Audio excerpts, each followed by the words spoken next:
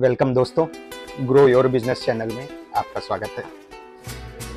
आज हम चाय में ग्रेड के विषय में, हालांकि ग्रेड किसे कहते हैं, एक प्रूफ वीडियो में हमने ये जाना कि ग्रेड विभिन्न प्रकार के दानों को ग्रेड कहते हैं।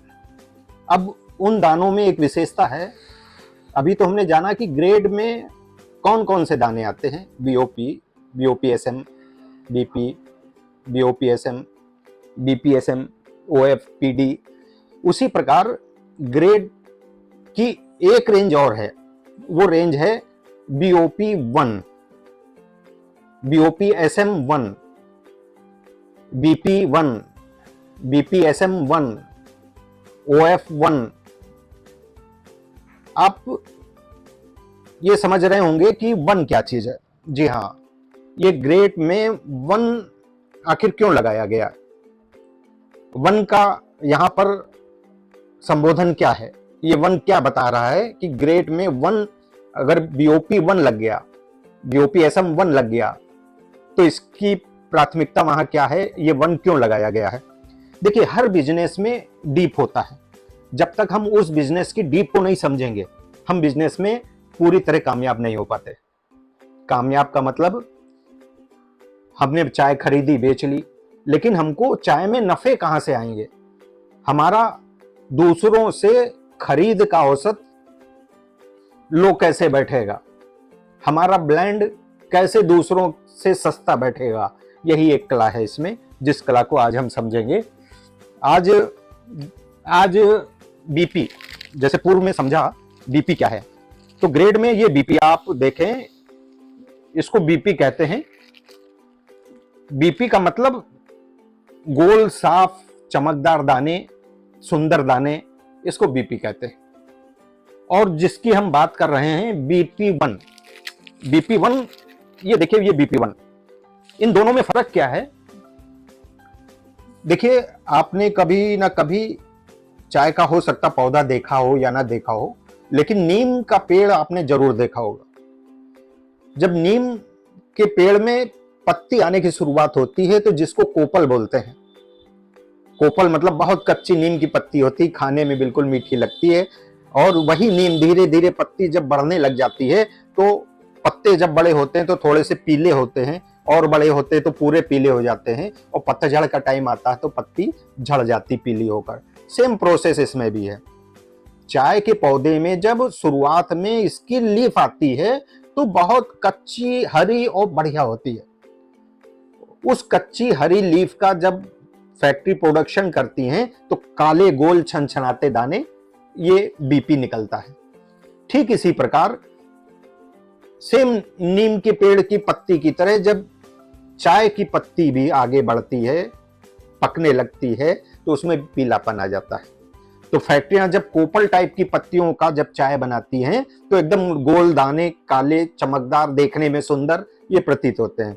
ठीक जब वो पत्तियां थोड़ी पकने लग जाती हैं या पक जाती हैं, तो उनका जब फैक्ट्रियां प्रोसेस करती हैं, निर्माण करती हैं, तो जो क्लीन काले छनछनाते दाने थे वो हल्के से ब्राउनेज में आ जाते हैं। ये पत्ती का नेचर है। पत्ती कोपल थी, ग्रीन थी, हरी थी, अच्छी थी, उसके काले दाने बढ़िया चमकदार बने। पत्ती पक गई, पकने के बाद जब उसको फैक्ट्री वालों ने चाय का रूप दिया दाने का, तो वो दाना, क्योंकि पत्ती पक गई, दाना भूरा हो गया, भूरा बना, बेडोल बना। बेडोल टेढ़े मेढ़े दाने, लकड़ी टाइप का, इसमें जो है, इसको इस भाषा में बोलते हैं फसुआ, चाय की भाषा में फसुआ बोलते हैं। फसुआ लकड़ी नुमा, एक एक छोटा छोटा सा ये।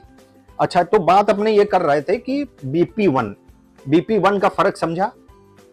जो क्लीन साफ दाना है वो बीपी, जो अनक्लीन दाना, टेढ़े मेढ़े, ब्राउनिश टाइप के, वो हो गया बीपी 1। ये तो फर्क हो गया 1 का।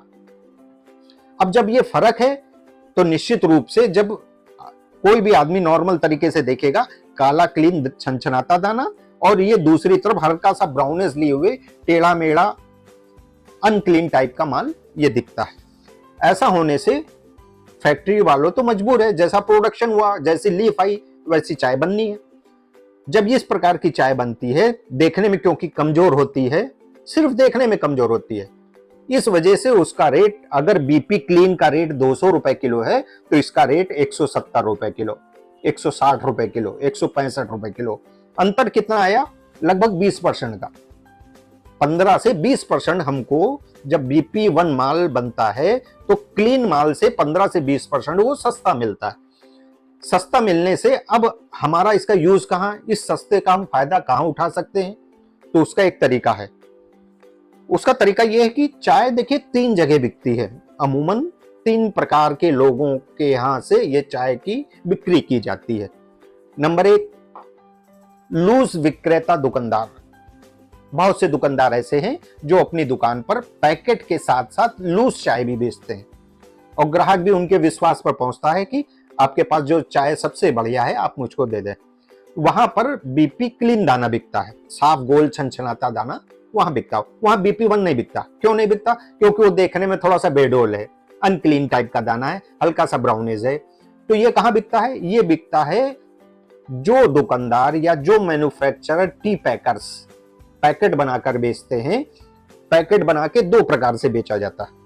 पहला, जो घरेलू उपभोक्ता है, जहां पर घरों में जाकर चाय बनाकर पी जाती है, वो हो गए हमारे फैमिली यूजर, फैमिली वाले ग्राहक। और दूसरे ग्राहक हमारे हुए टी स्टॉल।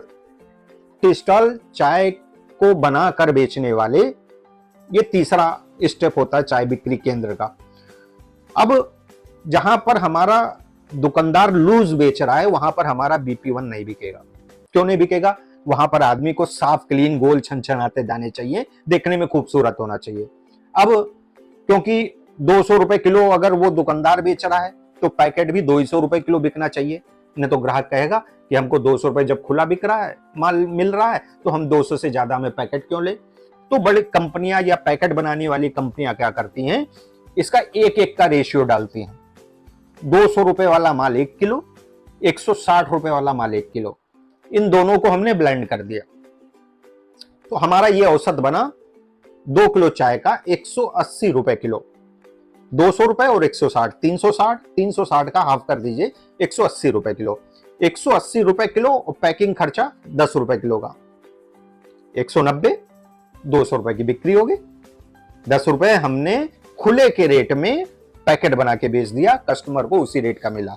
और पैकेट इजीली कस्टमर ले जाएगा। पैकेट क्योंकि ब्रांड से बिकता है, उसको विश्वास होता है। और कंपनियां भी जो ब्रांड बनाएंगी उनको भी इस आधार पे देना होता है कि हमारा ब्रांड नाम वाइज दोबारा बिके। इसलिए वहां पर हमारा ये 1-1 का रेशियो चल जाएगा। हमको क्या हुआ, हमने अपने खरीद को लोएस्ट किया और पैकिंग को सस्ते रेटों में उतार दिया। चीज सेम है, कोई बनने में कोई फर्क नहीं, केवल लुकिंग का फर्क है, देखने में फर्क है। अब सेकंड 2 स्टेप हमने समझे। तीसरा स्टेप आता है होटल टी।